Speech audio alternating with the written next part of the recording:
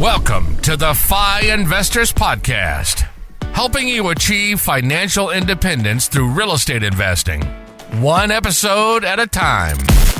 We talk about personal finance, mindset, and real estate investing. Whether you're a rookie or looking to scale your portfolio, we're here to provide you with the tactics and actionable steps to achieve your goals. Here are your hosts, Diego Corzo and Ward Mahoney. What is up, guys? Diego here with the Fi Investors Podcast. Today we have a special treat.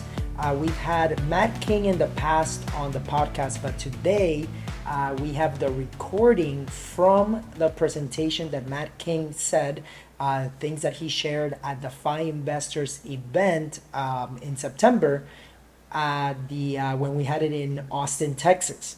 So this was a more intimate event. We had around 25 investors, and Matt King got to share a little bit of his story, sort of like a fireside chat. So this is an incredible opportunity for you guys to listen, to sort of be a fly on the wall for the Fi Investors Podcast. So special episode today. Also for anybody that is looking to want to invest in real estate as we're ending 2023 and going into 2024, feel free to send me a DM if you have any questions. We still have spots available for the Fi Investors Mastermind. And it doesn't matter if you're trying to buy your first rental or looking to scale. We have a group just for that. So other than that, you guys can check out 6keys2fi.com, 6keys2fi.com to get some more information on how you can become financially independent. It is a completely free course. That's right, $3.99. And you guys can check it out. You guys will get daily emails for 6 days or 7 days and learn how you guys can become financially free. So without further ado, let's get going to Matt King. Now I'm going to introduce Matt King. Matt, if you can come out, please. So his name is Matt. What did you say? Yeah. That's nice, man. Okay. All right. So guys, super grateful to have Matt King here. He has a wealth of knowledge, wisdom, and super fortunate to have him share. It's really cool to have seen his journey because back in 2014, I went to that event with the Bundance guys, and that same year, my brother and Matt volunteered, and basically the whole weekend, they were just, imagine in an event like this, but just being there to serve and work and sleep on the floor and just do whatever they needed, whatever the Bundance guys needed. And he was able to start from basically volunteering and helping out to now managing and working with Osborne, who's worth around 180 million, 200 million, working as a volunteer first for Bundance to now him becoming the CEO of Bundance. So today we're going to share a little bit about entrepreneurship, mindset, what are the things that he's working on, his story, and also how he's been able to manage to be able to handle so many different things in life, but also he has two kids, wonderful wife, wonderful family, and I'm excited to have you here. Thanks, man. I appreciate it. I'm really grateful to be here. It's really cool to see each and every one of you choosing abundance for your life, like getting into a place where it might be uncomfortable. For some of you that came here from Puerto Rico or California, you might have been nervous when you got on the plane, like I'm going to see people I didn't know, or I'm going to a place where I'm going to be stretched. And I'll just tell you, on the other side of stretching yourself, there's this really, really beautiful place. Like it's even more beautiful than looking out this window, like where abundance is just going to be there, and cool people will be there, like Diego, like Ward, like just, it's full of opportunity, and it's scary at first. I promise you, it's scary at first. I've been scared. Still to this day, I get scared at times. But like lean into that fear and be okay with it, and just keep choosing to put yourself in a place that's uncomfortable, because the growth that happens on the other side of it is something I never thought was imaginable, honestly. Yeah. Now, if we were talking about creating yourself a vision or goals and stuff like that, how did you envision yourself when you first moved to Austin, for example? When you get that call to see that opportunity, how did you work along with your wife, I would say, like that vision to see where you are today? Yeah, like I would tell you, and there's a million people that say the same quote, so it's not something cute that I have come up with, but like you way overestimate what you can accomplish in 1, but way underestimate what you can do in 5 years. And so like what I would tell you is I've always had this burning desire to have a unique life. And by unique, I mean like I didn't want a corporate job that I worked 9 to 5. I mean, let me put it into context. My dad is retiring today after working 42 years at the same company. I was like, man, you're amazing, and I don't want that life. And there's nothing wrong with that life. That life has been beautiful. It's provided him an amazing life. It's provided my sister and I amazing opportunities. But I've always known I was a little bit different. Like I just marched to the beat of my own drum. I always felt a little different. And there's been times in my life where I was like questioning myself or had some self-doubt of like, man, what's wrong with me? Why am I not like my friends that just want to go have a beer and work their 9 to 5 and take their 3 weeks holiday pay and be good with it? But it just never resonated with me. And so when I got around some entrepreneurs, I was like, oh, this feels like my group, right? Like each and every one of you inside of this room today have probably been around people that you're like, this is my people. Like I can resonate with these people. And I started feeling that when I got around Pat Hyben, when I got around Diego, when I got around David Osborne, like, I'm like, oh wow, I can have this life that I've wanted. Like it is possible. And I didn't know it was possible because my parents didn't show me it was possible. And that's not their fault. There's nothing wrong with that. They showed me everything that they could show me that they knew. There's just way more out there that they didn't know yet. And so when we moved to Austin, Texas, well, first of all, the city is just amazing. So it was really easy to make the choice to move here. We were living in Washington, D.C. at the time. And the weekend we came to visit Austin to meet David and see what Austin was all about. Our apartment in DC actually got broken into, so it made the decision even easier. So like, I didn't have to have that great of a vision. But I knew that I was in a position where I had the right people around me. And you all have had this in your lives before where people believe in you. I was talking to Anton this morning, and like every single one of us in this room wants to be seen, heard, and loved. And when you're seen, heard, and loved, you feel believed in. And every single person in this room has had a moment in their life, maybe it's today, maybe it was yesterday, maybe it's tomorrow, where somebody believed in you and you felt different inside. And having the right people around you that believe in you give you this like superpower, this jet fuel that you haven't had before. And I was super fortunate to get that from my wife. Like when I started dating her, we were friends before. When we started dating, I just felt like, I'm like, man, this girl's really got my back and I really have her back. And so when I met David Osborne and I started looking into him and I saw the way he thinks and I saw the way he acted, I was like, this is an opportunity to change my family's economic destiny, and I would regret the living heck out of it if I don't try. And so I remember telling my girlfriend at the time, like she now was my wife, I'm like, Melissa, like I really just, something inside of me tells me we got to take this chance. She's like, well, what happens if you're wrong? I'm like, if I'm wrong, we just move home. Like life will go on. We rent an apartment for 12 months. Worst case is we have to pay the lease for $1,000 a month and figure it out, right? But I'm like, we've got to take this chance. And luckily, Austin is a really, really cool city.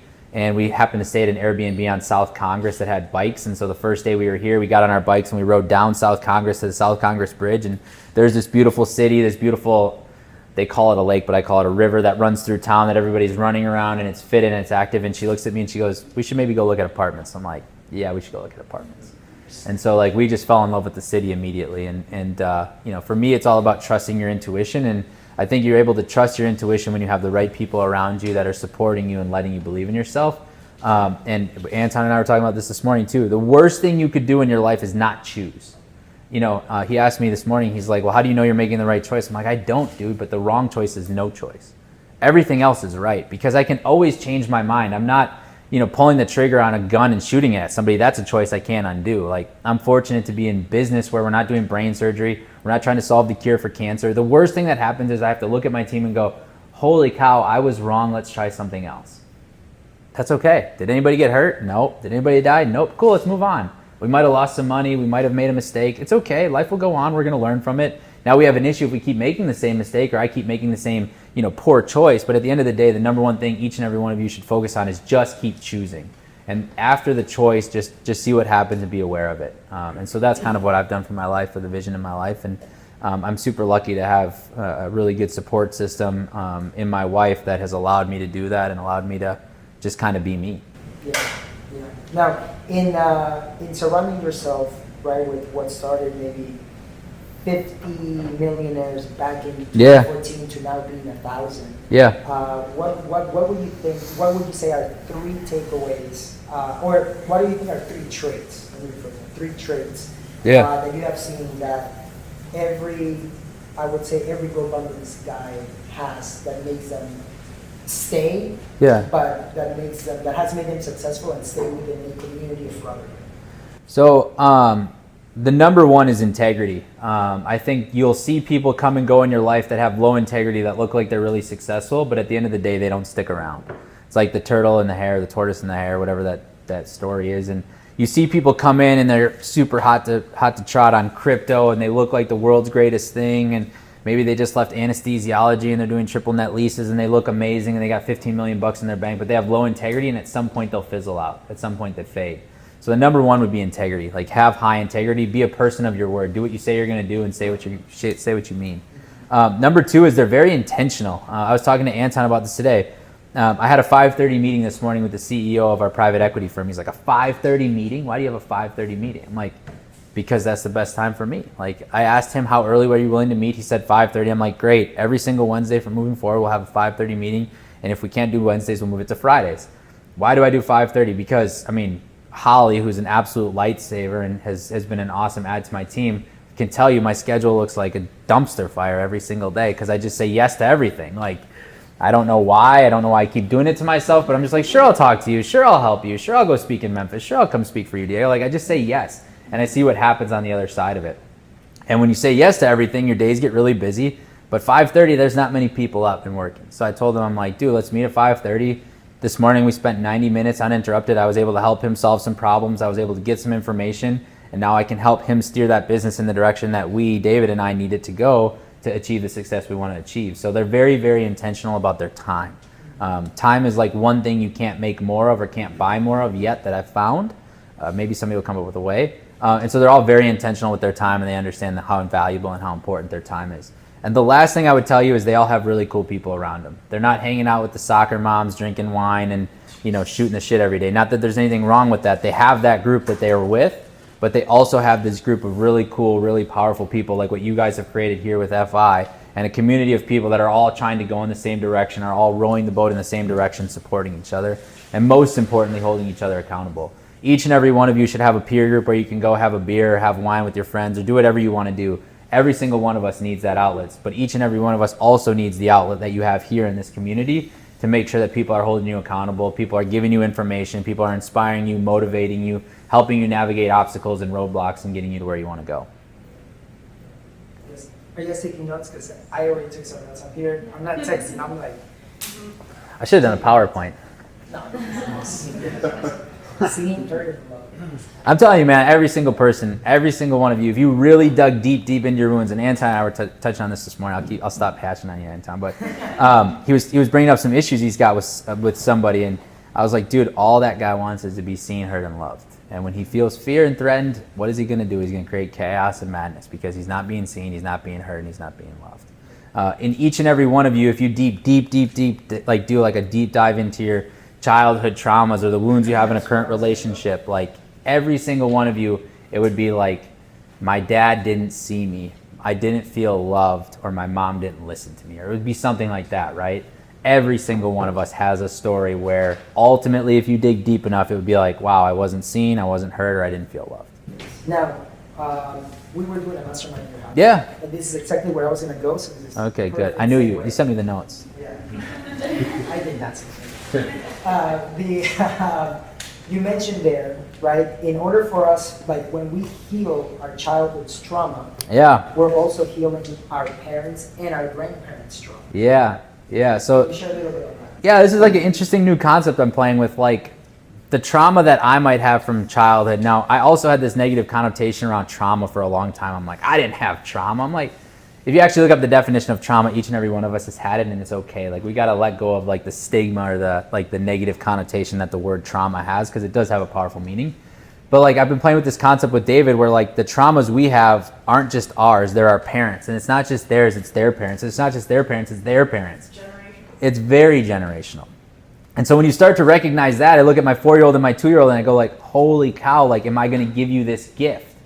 I'm like, no, I can give you something more powerful, more beautiful, more inspiring, more polished, maybe more ugly, more destroyed. I don't know, but I can give them something different. I have that ability to change it. I have that choice that I can make.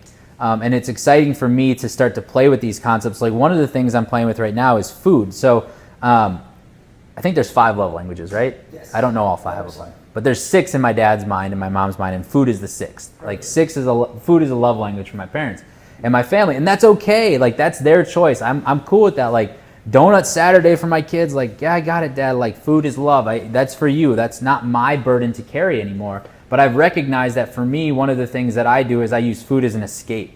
So I was just telling Anton, I told you I wouldn't, I'll stop now, Anton. But I was telling Anton. Yeah. The deal analysis would go Bundance. Oh, no, you're next. You're next. Yeah, you're next. That's where I'm going next. Yeah, you're next. One of the things that I'm recognizing is like 3-4 o'clock, I don't get tired, but I get hungry. And I don't get hungry because I'm actually hungry. I get hungry because I'm feeling a little overwhelmed, a little frustrated, and I want a distraction. So like, let me go grab a cookie, or let me go grab a bag of chips, or let me go like whatever it is, let me go find that escape. And now I'm watching with my children. I watch how I'm like, hey Rylan, if you do this, we can get donuts. If you do this, you can have a chocolate chip. I'm like, dude, like you're just creating the same exact issues that you have. Like, why would I do that? So the other day, literally, it was Rylan's first day of school, and I wanted so badly to take her to get donuts in the morning because it was like her first day of school. It's like a celebration. And I was like, I'm not going to do that because that is just falling into that same pattern and those same habits that I've had in the past. And so instead, we just went outside and we played and we celebrated and we had fun, and it was awesome and it was beautiful, and she was joyful and she enjoyed every moment of it, and there was no food involved. Like, it doesn't have to be full of food. But those are stories and patterns that my parents have from their parents and their parents have from their parents. And I don't blame them for those, but I have the choice and the power to choose something different if I want. And it's really interesting to see, like, for everybody here, take some time during the weekend and stuff and see like what are some patterns or what are some traumas that I may have had due to my parents, but that I don't want to pass on, right? And having that mindset of, number one is the awareness. Sometimes you wouldn't even know, be like, hey, I'm doing it because my whole family did it, but it's number one is having that awareness and be like, okay, once you have that awareness, do I want this moving forward? Dude, I wasn't aware of it for 32 and a half years. I mean, like, we're talking year 33, it was like, hit me like a semi truck, like, dude, donuts don't equal love, like, right? That's doesn't do anything for you. But that's just a meaning that had been around in our family, and I'm like, I don't want to choose that anymore, and that's okay. Doesn't mean we can't have Thanksgiving, doesn't mean we can't do cool shit, but I'm just going to change the way I parent my children because I don't like the things that I'm living with now. Not that my parents did a bad job, but I just don't like the demons I have to fight about avoiding a donut because it's hard to get off on the treadmill. All right. So, other than talking about that, you've done a lot of deals. Yeah. Right? And we recently did a deal analysis workshop where I was the example, and the hashtag was #don't be like Diego. Yeah. Right? Because I lost 100,000, and it's interesting that if I would have just called him, I would not have lost that 100,000 because he would have told me certain things, right? So for people that are analyzing deals, what are the things that you would say that people should really be aware of when analyzing deals? The number one thing to be aware of is y'all's ego. Every single one of you have an ego that's prideful, doesn't want to ask for help, has FOMO, which is fear of missing out, doesn't want to be missed. And so each and every one of you, the number one thing to pay attention to is your ego. The reason Diego didn't reach out to me and ask me about the deal was because he has ego, just like I do. And he's like, I'm not going to bother him with this. This is a good deal. There's other good people in it. Like, he's not going to make the time for me. He's not going to pay attention, or, I don't need to bother him with this. This is an easy deal. Like, if he would have sent me the deal and said, hey, I'm personally guaranteeing a multifamily I'm investing in, I'm a limited partner, I would have been like, you fucking moron, you're not doing that. No chance in hell, right? But like, he didn't do that, and it wasn't because he thought he knew better. It was because his ego thought he knew better. So each and every one of you need to pay attention to your ego first. And your ego is the one that says like, wow, everybody's making a bunch of money in crypto. Let me put some money in Bitcoin. Your ego is the one that says like, everybody's in short-term rentals. Let me go buy a short-term rental. Your ego is the one that says like, I don't want to miss out at happy hour, so I'm going to go to happy hour, right? So like, we all have that ego, and that's the first thing to pay attention to. The second thing I would tell each and every one of you to do is like, lean on your network. Like, the Google machine is really, really powerful and it's really cool, but it takes a ton of hours to weed through all the shit. This network, if you have a channel where you guys communicate, you have a Facebook group, you have weekly calls, somebody's got a deal, be like, Diego, can I have 5 minutes to share a deal with the group and get feedback on it? That is the absolute best thing any one of you can do when you're looking at deals. Lean on the people inside of your circle, because there is not one thing anybody in this room is trying to do that hasn't been done before. Not one. I don't care if you think you're coming up with the most amazing technology in the world. Everything has been done. Everything has been tried. Now, you might be able to do it a little bit differently. You might be able to add a little bit of a different nuance to it. You might be able to make it unique, but some way, somehow, it's been tried. Somebody's failed, somebody's succeeded. Find that person and learn from them and avoid all your mistakes.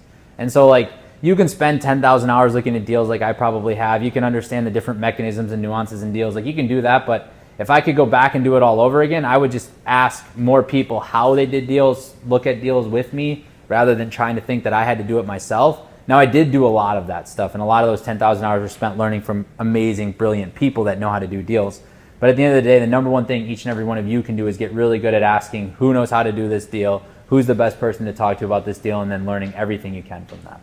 And so, like, I celebrate failure. Like, I'm actually working on a book concept right now, and the book is going to be called Keep Fucking Failing. Like, I think the number one issue we have in society right now is failure is bad. Like, the second you stop failing, you have hit the ceiling for your life, you have achieved status quo, and you can no longer get better. Like, that sounds boring as hell to me.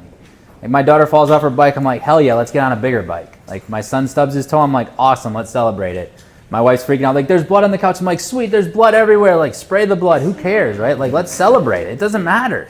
And so, like, I think when you're vetting a partner, you want to, at the end of the day, you want to get to a place where you listen to your intuition. And the way you listen to your intuition is you ask a lot of questions and you spend time with people in different environments. If you put somebody in a different environment where they're not normally comfortable, you'll see a different side of them that you wouldn't see usually.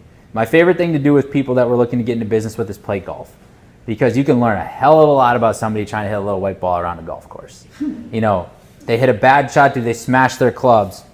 They're under the tree, do they kick the ball and say they didn't move it? Do they, you know, how do they count their score, right? Like, all of these little patterns and habits are things I'm tracking and paying attention to, going like, at the end of the day, does this person have high integrity?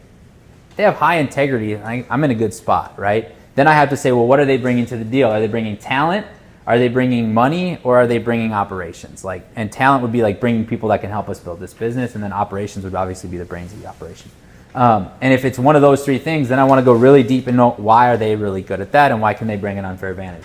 I can speak to Diego because I know him well enough to say, like, if you're looking to launch a business and you want to talk about operational knowledge, this dude gets it. Like, he understands systems, he understands processes. He's been really smart in bringing in Ward to help him systematize things more from a digital perspective. Like, if you're looking to start a business and you need an ops guy, like, that's your guy. High integrity, good work ethic, good morals, good people around him, good network that he can tap, but knows operations. So, like, that's kind of how I think about looking at operators. And then at the end of the day, you know, how many of you are married in this room? Did you date before you got married, or did you just get married?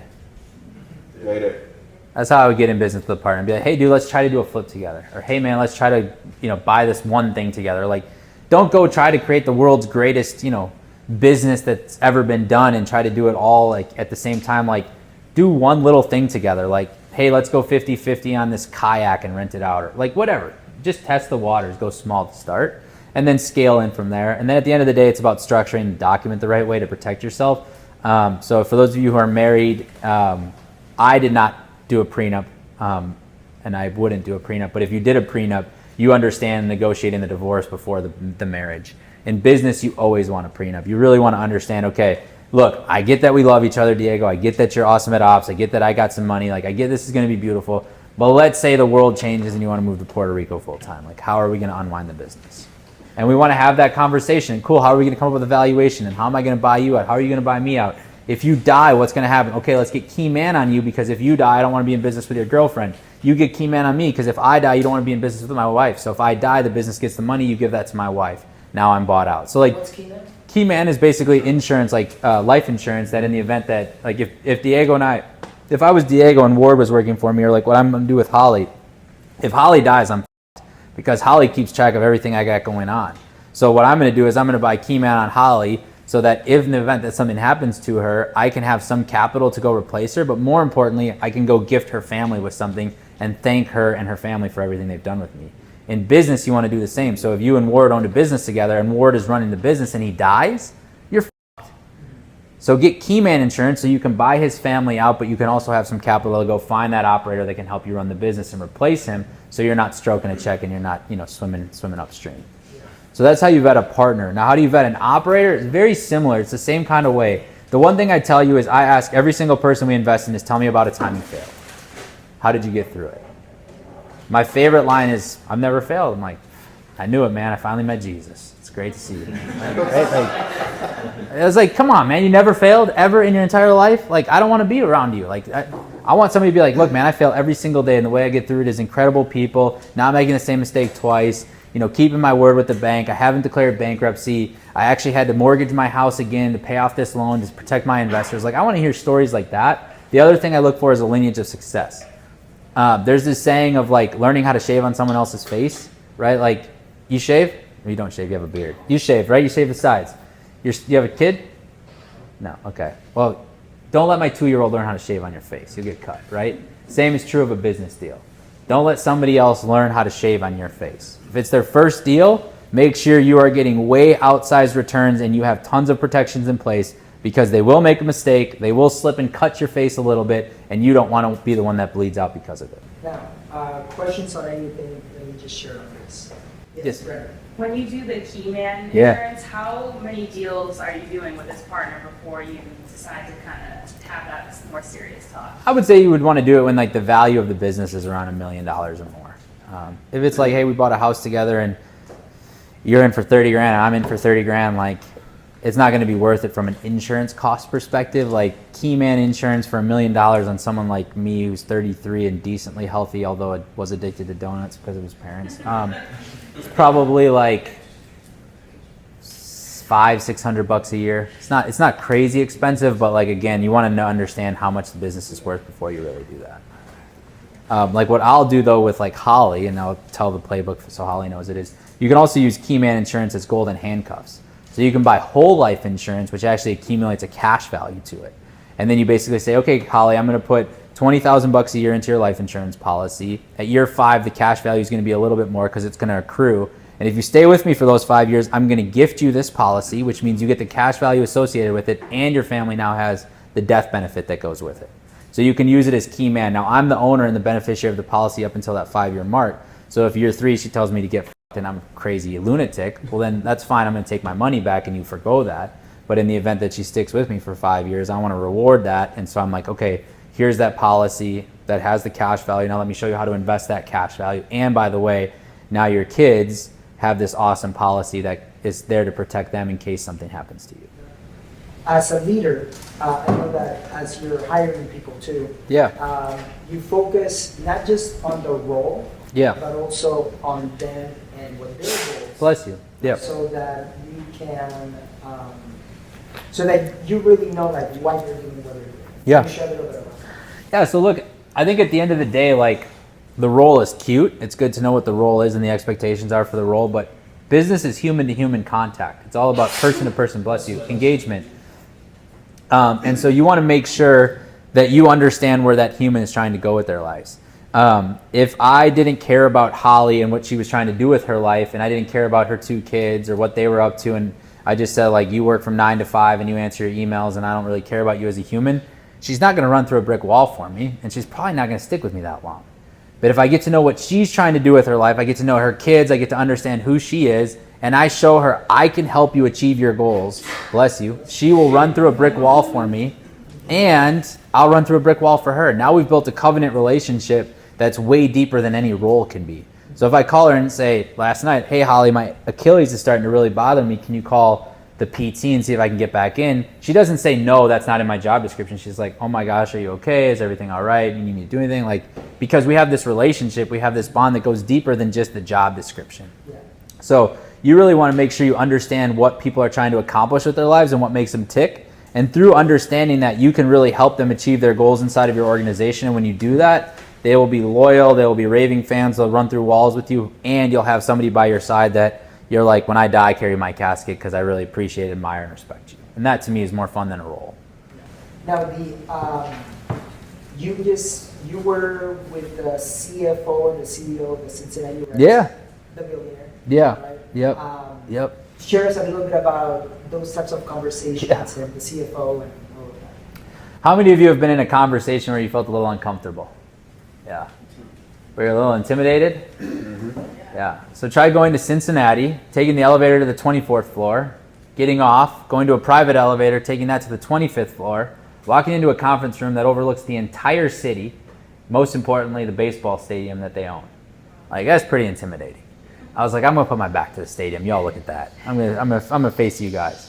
I was scared, man. I was like, who am I to be in this room? And then I asked myself, every time I get to that point, and I get to that point all the time, I say, why not me? Someone's gonna be in this conference room meeting with these people, why not me? And what I do is I always am super attentive to people. So when you're looking to learn from people, pay attention to what they say.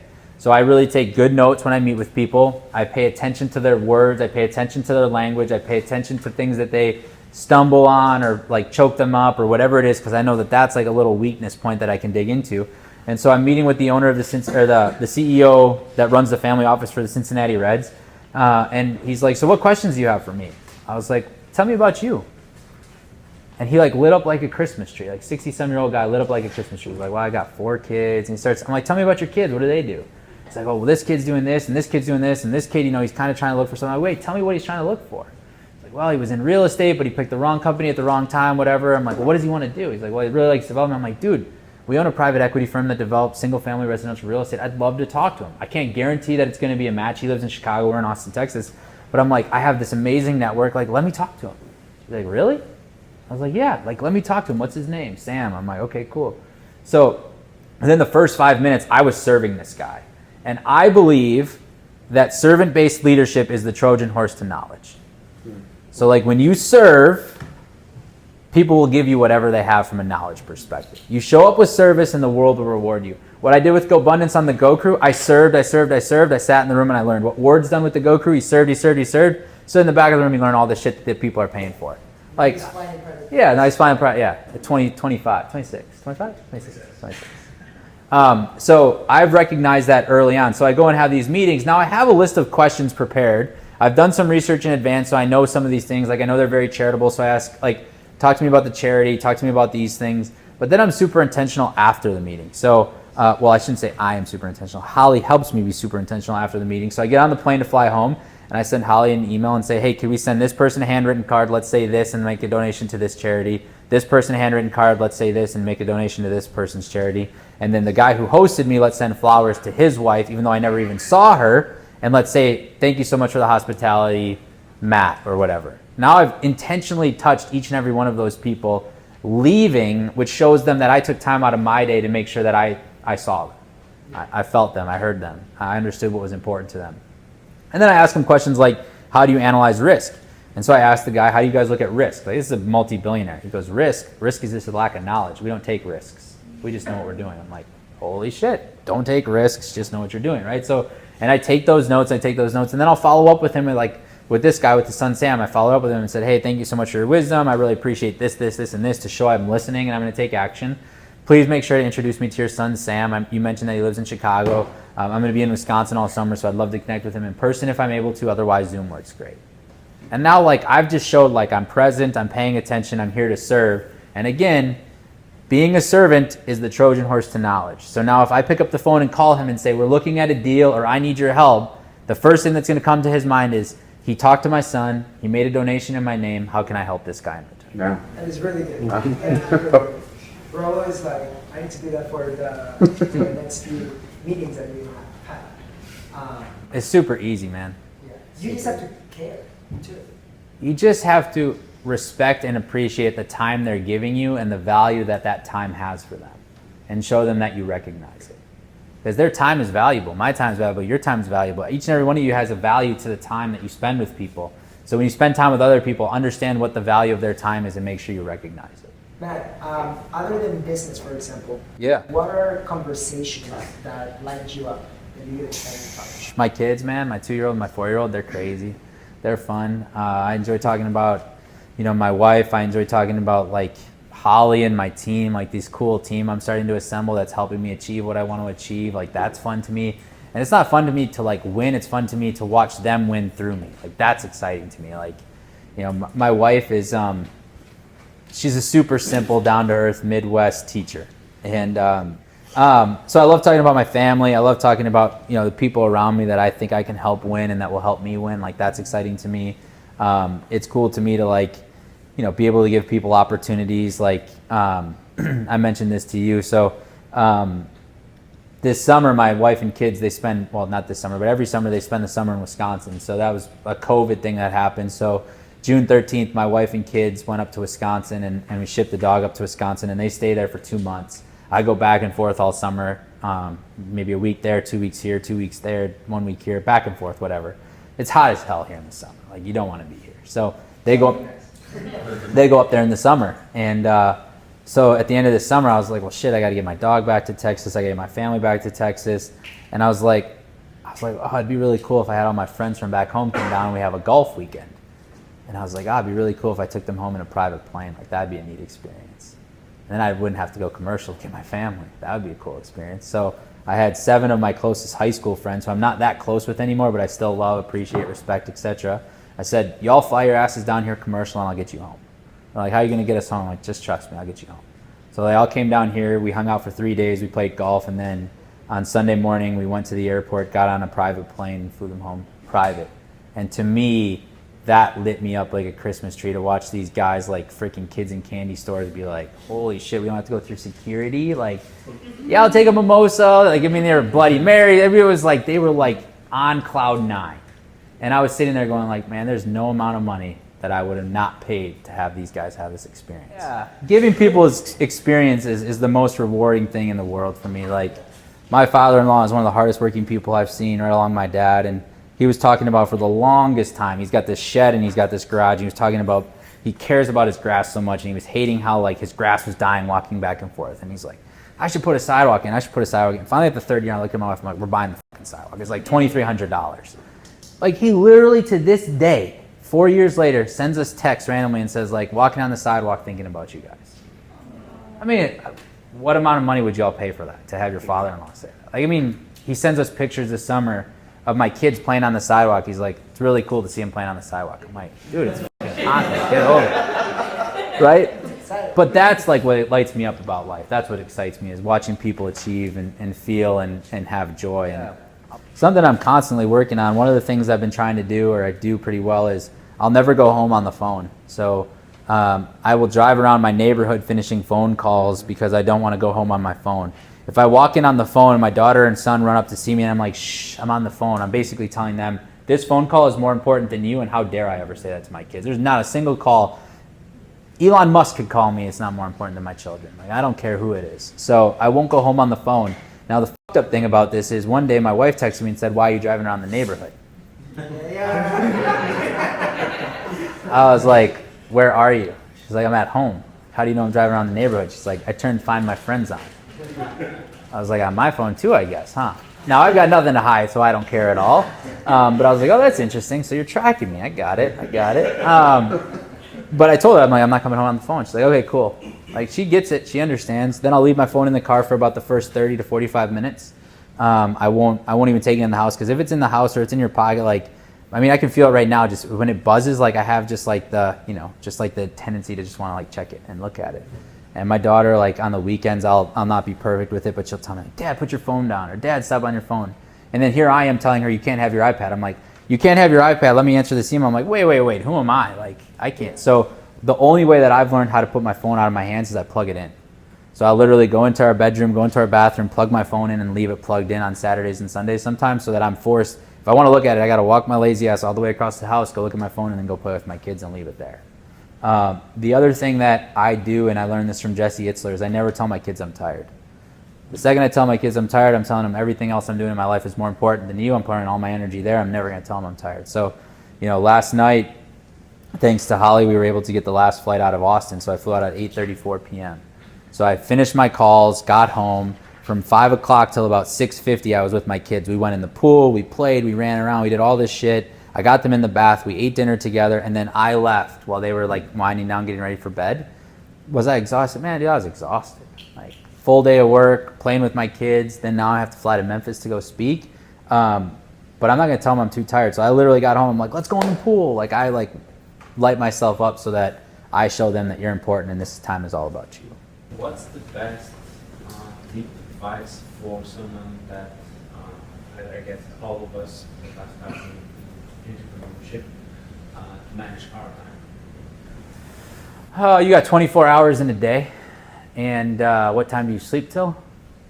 And I'd tell you first, look at what time you sleep till and what time you go to bed. My alarm goes off at 4:17 every day. I'm probably up 2 hours before the rest of the world, maybe 3 for some people. I get a lot of shit done before anybody wakes up. If I got more hours in my day than you've got in your day, I'll win every day. So my first thing would be use your time wisely and just pay attention to where that time is going. Look at your screen time. Like, you want to really get sick to your stomach, look at your screen time. Like, for those of you who have an iPhone, see how many pickups you have and how many set downs you have, how many hours on social media and all that bullshit that's doing nothing for you. Cut all that stuff out. How your routine looks like when you wake up?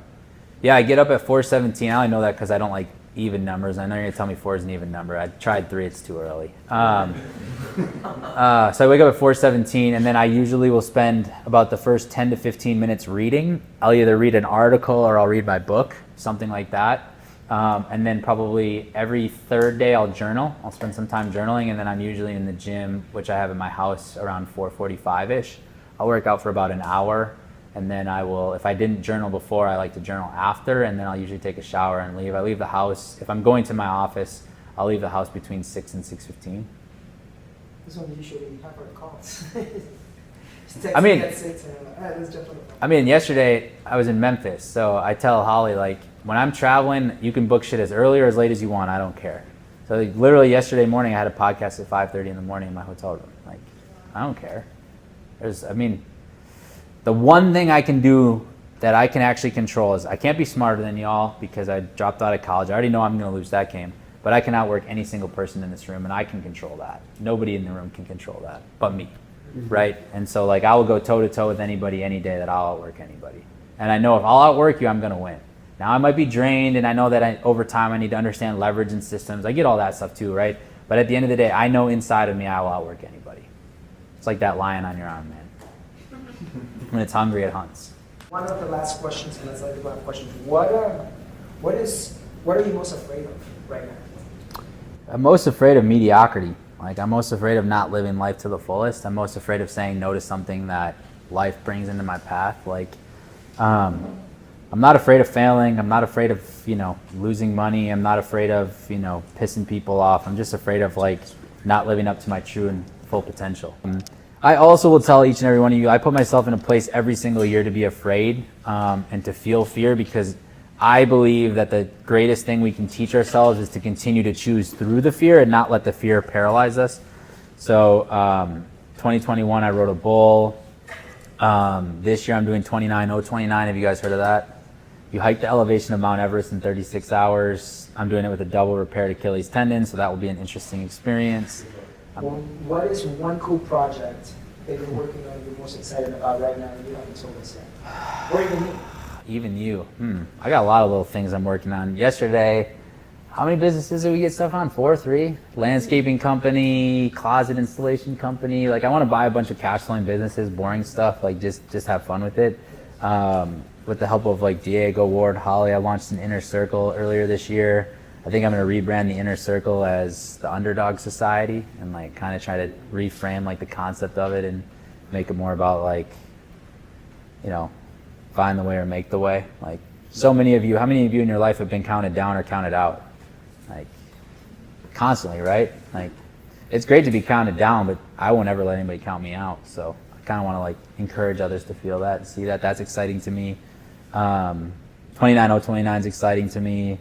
Yeah, there's a lot of cool stuff, man. Every day excites me. Anybody have any last questions? Make sure I respect your time. I'm fine, man. I got till 11. This is more of a See, I don't say no. It's not really a question, but I got the chance to go to Yeah. your house, and what I appreciate about you is that you keep the main thing, which is your family. Yeah. And so, just a quick shout Thanks, out. man. I appreciate it. It's not easy. It doesn't come as a strong spot for me, so I make it front and center constantly because it's very easy to get attracted to dollars. But until that dollar gives me a hug in the morning and a kiss on the cheek, like, it's just a dollar. Do you have a technique or like a strategy to having different conversations with, partners, employees, whatever the case? Yeah. Well, I'm up, man. I like the hard conversations. Diego knows that about me. I'll hit him head on, man. Because again, like if you have fear and you don't make the choice to go through that fear and have that tough conversation, you can do it in a very like easy, articulated way. Like, have you heard of Brene Brown? Okay, so Brene Brown is like a relationship type expert, but really what she is like a self-talk expert. She has a documentary on Netflix. I suggest you watch it. And one of the things she says is like, use the words, the story I tell myself. So like you want to de-escalate any conversation, like with your significant other, or your business partner, be like, you know, I'll do it with my wife. Like, hey, Melissa, the story I'm telling myself is, you hate me because I leave my socks on the floor. She's like, no, I don't hate you because you leave your socks on the floor. I'm just sick of picking up your fucking socks. I'm like, oh, okay, cool. You don't hate me. Got it. Like, you can easily de-escalate conversations with words. And so I'm not afraid of conversations. I'm not afraid of hard conversations. Do I avoid them at times? Hell yeah, I procrastinate at times. Yeah, absolutely. I'm human.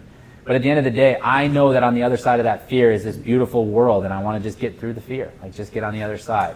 And then after it, I recognize myself and appreciate myself. Like, did I die? No.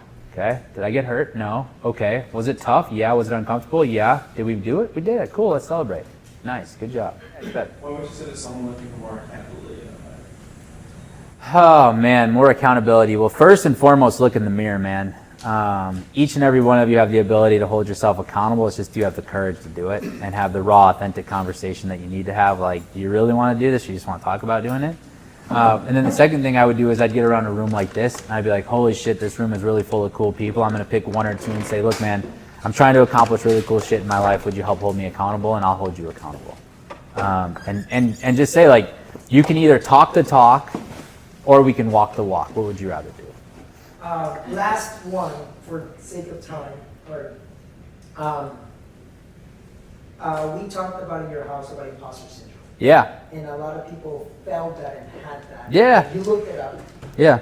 Can you share? I can't remember, but I'll look it up again. You have it? All right, you share it. I don't have it anymore. I forgot it.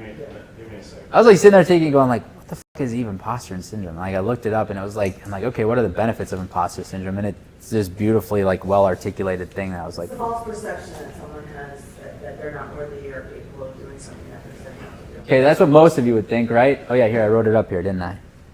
3 benefits of imposter syndrome.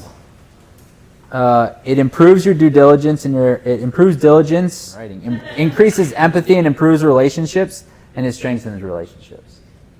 Like resilience, excuse me. Strengthens resilience. So if you have imposter syndrome, it strengthens resilience, improves diligence, and increases empathy and improves your relationships. Sounds like a pretty powerful thing to have for me. That's the result of having. That's the strengths of it. Yeah.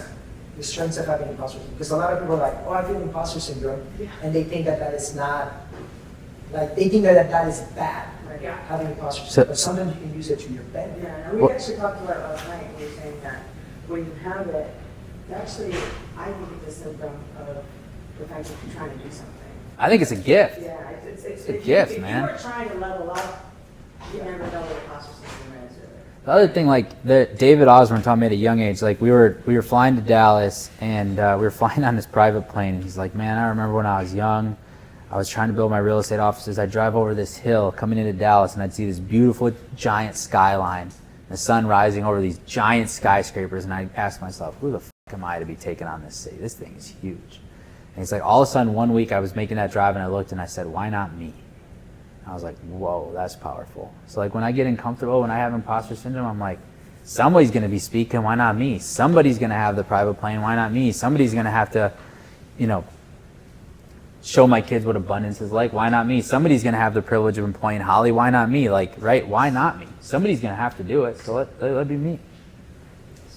The last thing I'd say is, like, is there any one question you didn't ask that you're dying to ask?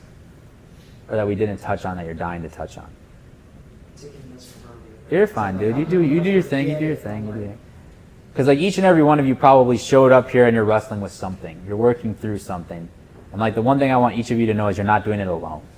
You're only doing it alone if you make that choice to do it alone. There's people inside of this room, myself, Diego, like all you got to do is raise your hand and ask a question. All you got to do is pull somebody aside and be like, man, I'm wrestling with blah, blah, blah. Or like I'm feeling heavy with blah, blah, blah. Or this is making me really sad. Or my dad's dying of cancer and I don't know how to handle it, or my dog just died, I don't know what to do. Like, there's so many people in this world that just want to help and just want to come to your aid. You just have to have the courage to make the choice to ask. And that's what I challenge each and every one of you to do. Just have the courage. Yeah. No, but I was going to add something. You were talking about sorting through people who you wanted to do business with. Are you familiar with a guy named Sebastian Ingus? I picked up something from him recently that he was talking about. He actually takes his potential business partners to all-inclusive resorts. He's like, you really find out a lot about people when they can eat all they want, drink all they want, do whatever they want to. Like it's like, you kind of touched on a topic like that. Yeah. But that's his technique. It's like, we go to these all-inclusive resorts where they can do anything they want. Yeah. And their true character will come out. Yeah, and everything's already paid for, so do they give a tip? What do they do? I love that. I do the same with that. That's what I do with golf. I'm like, let's see what happens when this person Now is your golf. golf story made me think about it. That's really cool. That's a cool concept. I don't like them enough to take them to all-inclusive resorts. Thank you, guys. Yeah, thanks, man. Thank you for what you do. Thank you for all you do, man. I appreciate it. Thank you for listening to the Fi Investors Podcast. Make sure you subscribe so you don't miss any future episodes. And share this with a fellow real estate investor who you think would find value in what we do. Until next time.